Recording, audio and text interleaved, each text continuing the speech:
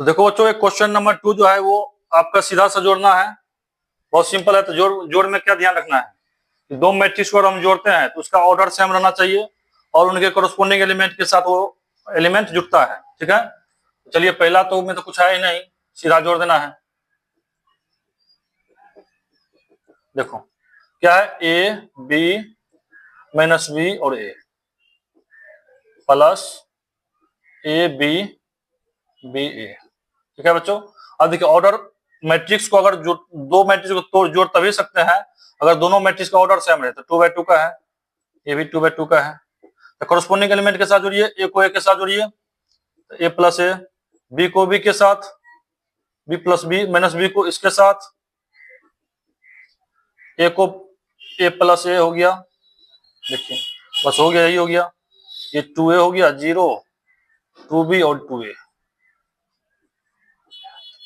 देखिए 2/2 का मैट्रिक्स था, यही आंसर हो गया इसका, कुछ करना ही नहीं था। उसी प्रकार दो में भी क्या है, जोड़ना है सीधा। देखो तो सबसे पहले बात, ये दोनों मैट्रिक्स का ऑर्डर तो सेम ही है। देख लो यहाँ पर 2/2 का मैट्रिक्स है, ये भी 2/2 का मैट्रिक्स है, तो सीधा जोड़ देना है। इसको इसके कोरोस्पोंडिंग एलिमेंट ये हो गया 2ab, दोनों जुटे गए आपस में। ये कितना हो गया, ए स्क्वायर जोड़ B square, B square plus C square, A square plus C square. चलो ये क्या है, 2ab 2bc minus 2ac minus 2ab। Order दोनों मैट्रिक्स का सेम है, 2/2 का मैट्रिक्स है, तो दोनों के कोरोस्पोंडिंग एलिमेंट के साथ जोड़ दीजिए। ये कितना हो जाएगा बच्चों, A square plus B square plus 2ab, B square plus C square plus 2bc,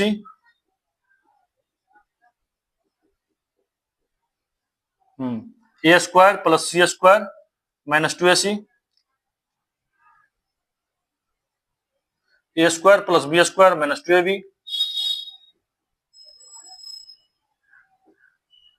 2/2 का है मैट्रिक्स। अब देखो, और ये क्या है, ये तो सूत्र है, फॉर्मूला है, ए प्लस बी का होल स्क्वायर।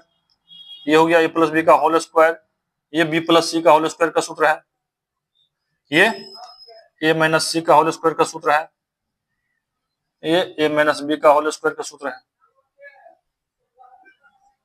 2/2 का मैट्रिक्स, यही हो गया आपका आंसर। ठीक है बच्चों, चलिए तो फर्स्ट और सेकंड क्लियर हो गया। अब थर्ड नंबर को भी क्या करना है, जोड़ना है सीधा, दोनों को जोड़ना है। इनके कोरोस्पोंडिंग एलिमेंट, मतलब दोनों मैट्रिक्स कोरोस्पोंडिंग एलिमेंट को आपस में जोड़ देना है। तो चलिए यहां हो जाएगा सॉल्यूशन नंबर थर्ड। क्या है कि पहला मैट्रिक्स है -1 4 -6 2 8 5 प्लस 12 7 6 8 0 5 3 2 4। देखो ये भी मैट्रिक्स और जोड़ेंगे बच्चों, देखो ऑर्डर सेम रहना चाहिए सबसे पहली बात। देखो ऑर्डर भी सेम है, ये 3 रो 3 कॉलम है, यानी 3/3 का मैट्रिक्स है, ये भी 3/3 का मैट्रिक्स है। तो सीधा कोरोस्पोंडिंग एलिमेंट को साथ जोड़ देंगे, तो -1 जुटेगा इस 12 के साथ, तो -1 प्लस 12 4 प्लस 7 -6 प्लस 6, चलो 8 plus 8 5 plus 0 16 plus 5 2 plus 3 8 plus 2 5 plus 4। तो चलिए ये कितना आ जाएगा, 3/3 का मैट्रिक्स है। ये देखो 12 में से गया 11, ये 11 11, ये तो 0 हो गया, 16 5, ये 5 हो गया, ये 21 5 10 9। ये भी देखो जोड़ के भी 3/3 का मैट्रिक्स बना रहा। चलिए तो क्वेश्चन नंबर 3 भी हो गया। अब ये देखो यहाँ पर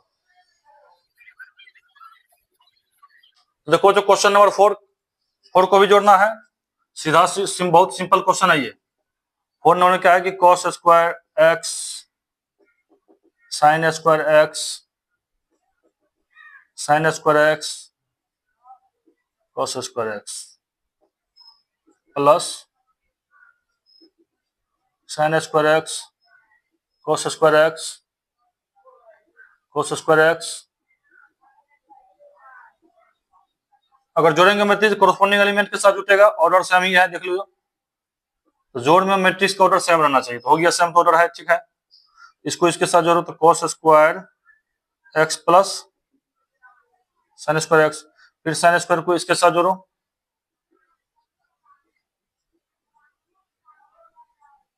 फिर साइन स्क्वायर एक्स को cos स्क्वायर एक्स के साथ,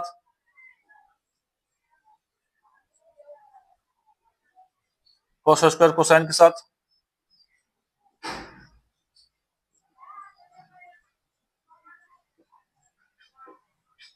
ये cos square theta plus sine square theta 1 होती है, 1 हो गया, ये भी 1, ये भी 1 और ये भी 1, सब इसका 1 हो गया आंसर।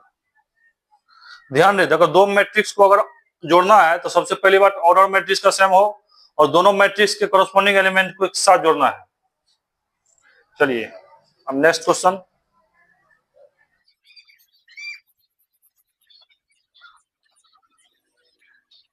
देखो बच्चों, क्वेश्चन नंबर 2 में क्या कह रहा है कि कंप्यूट द इंडिकेटेड प्रोडक्ट्स, मतलब ये हुआ कि दो मैट्रिक्स का गुना करना है। अगर दो मैट्रिक्स गुना करना रहे तो क्या करेंगे, तो सबसे पहले बात कुछ रूल है, इनको याद रखना। रूल ये है,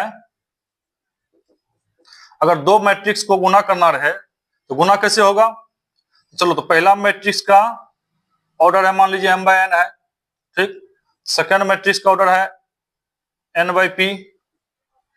अगर दोनों को प्रोडक्ट करना है यानी ए बी निकालना है और ये भी बताना है कि ए बी को गुना करके इनका ऑर्डर कितना आएगा। चलो देखो, तो ध्यान देना, पहला मैट्रिक्स का कॉलम सेकंड मैट्रिक्स के रो के बराबर होनी चाहिए।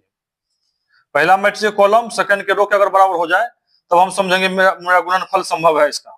और जो गुना करके जो ऑर्डर आएगा वो आएगा आपका m बाय p का ऑर्डर आएगा। देख लो, इसे n से n काट दो, m बाय p बच गया, ठीक है बच्चों। अब देखो जरा, ये क्या है, 2 बाय 2 का मैट्रिक्स है, ये 2 बाय 2 का मैट्रिक्स है, तो पहले ये चेक करेंगे कि इसका गुणनफल संभव है कि नहीं। तो चलिए, तो पहला क्वेश्चन कीजिए, तब क्या है, देखिए ए बी है माइनस बी ए माइनस बी बी है।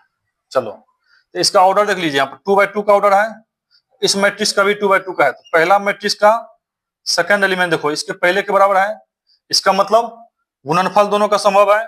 और गुना करके जो ऑर्डर आएगा वो बचेगा लास्ट में 2 बाय 2 का। देख लो,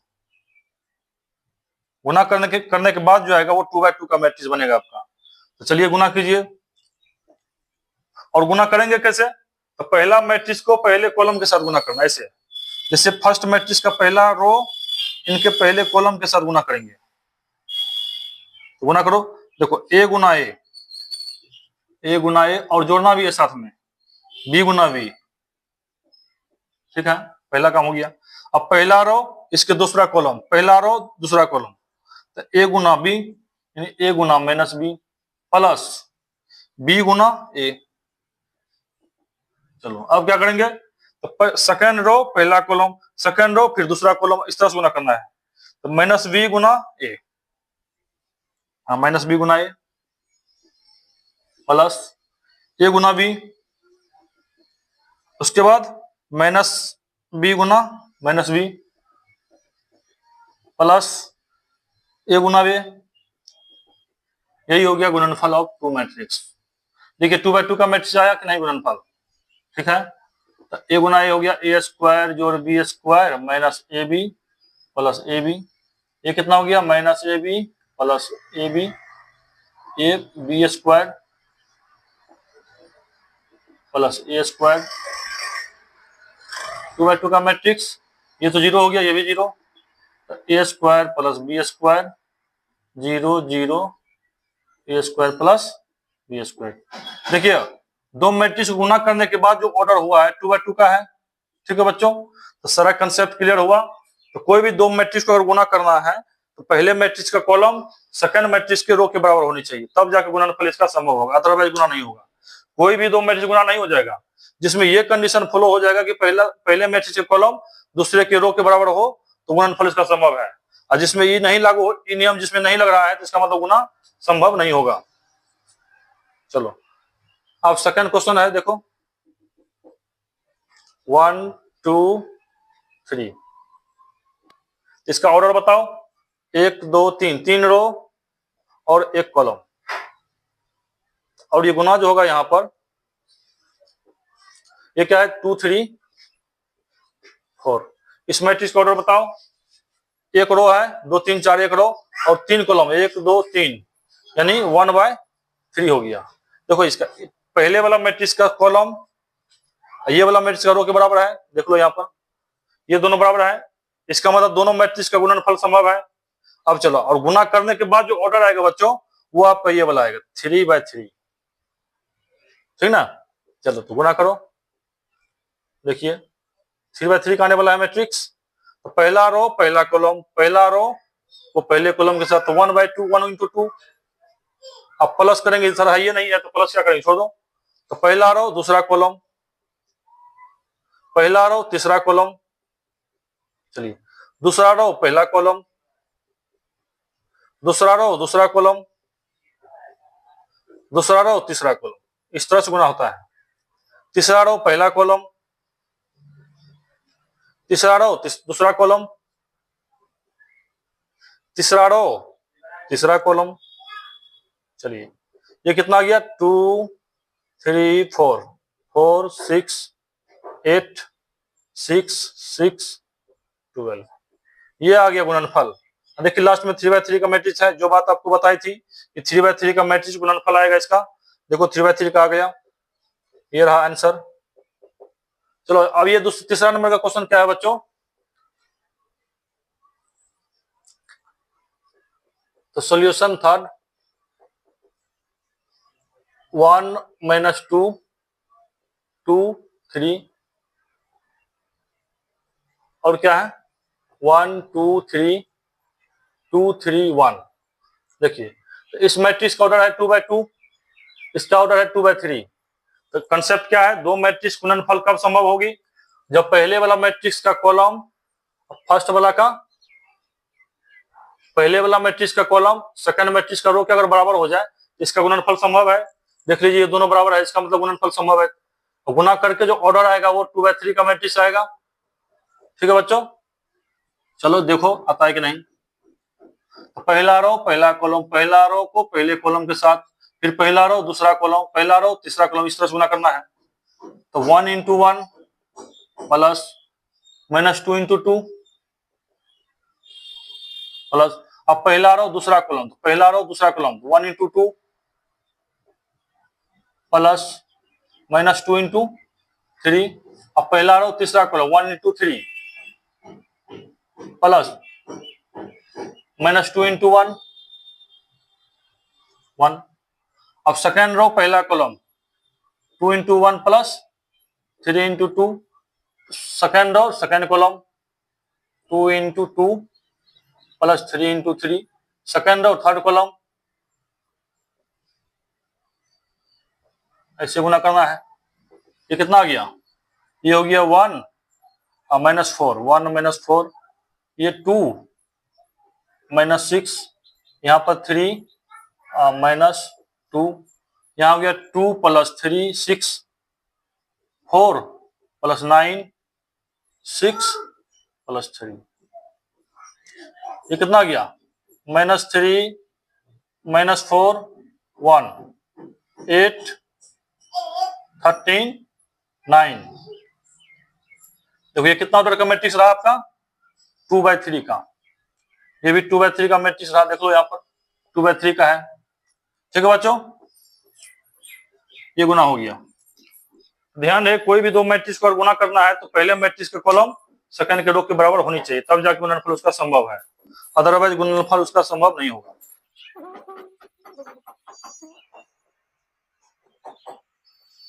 देखो बच्चों क्वेश्चन नंबर 4 क्या कर रहा है, ये गुणनफल है, गुना करना है, तो सबसे पहले गुना के लिए क्या कंडीशन था बच्चों,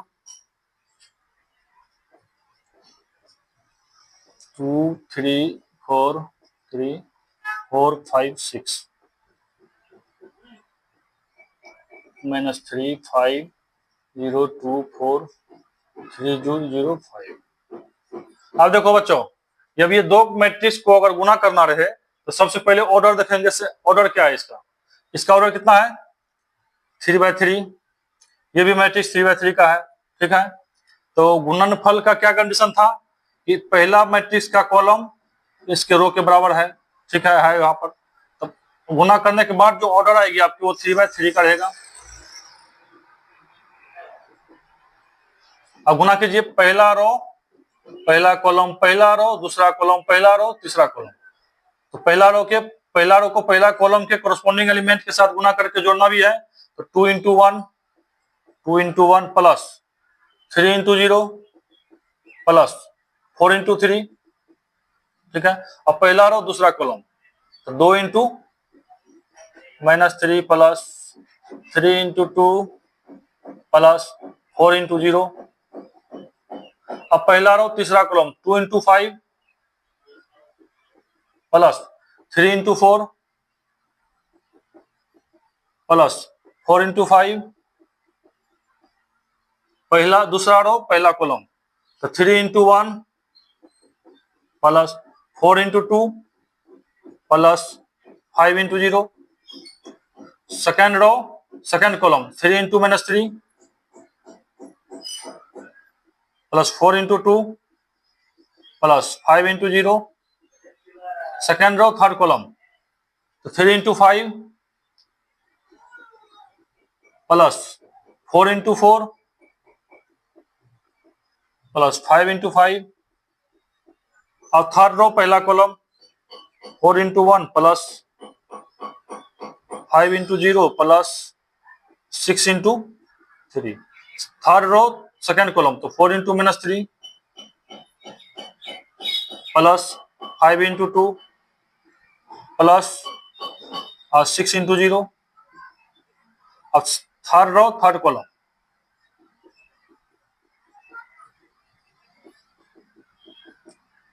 जो 5 × 6, ये रहा गुणनफल। और कितना रहा है 3/3।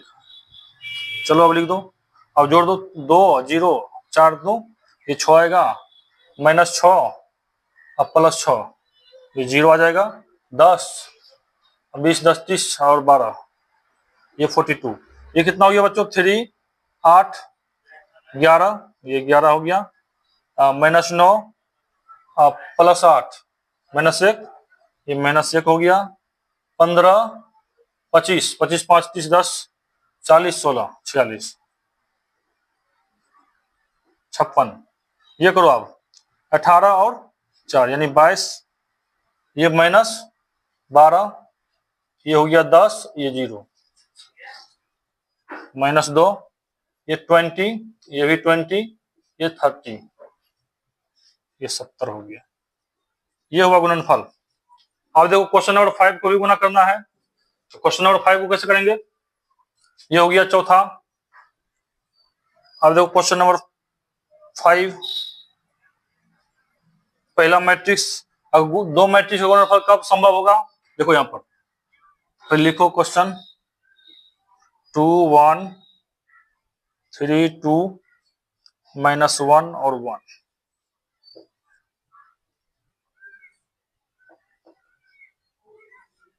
वो कितना है 1 0 1। देखिए इसका ऑर्डर है यहाँ पर 3/2 का, इसका ऑर्डर है 2/3 का। तो गुणनफल कब संभव होता है, इस पहला मैट्रिक्स का कॉलम सेकंड मैट्रिक्स के रो के बराबर होनी चाहिए। देखो है यहाँ पर दोनों बराबर है, इसका मतलब गुणनफल संभव है। और गुना करके कितना आएगा, कितना मैट्रिक्स आएगा, गुना करने के बाद 3/3 का मैट्रिक्स आपका बनेगा। तो चलो करो गुना। तो पहला रो पहला कॉलम, तो 2 × 1 प्लस 1 × -1 हो गया। अब पहला रो दूसरा कॉलम 2 × 0 प्लस 1 × 2, पहला रो तीसरा कॉलम, तो 2 × 1 प्लस 1 इंटू 1। अब क्या करना है, सेकेंड रो पहला कॉलम, तो 3 into 1 plus 2 into -1। Second row second column 3 into 0 plus 2 into 2। Second row third column 3 into 1 2 into 1। अब थर्ड रो पहला कॉलम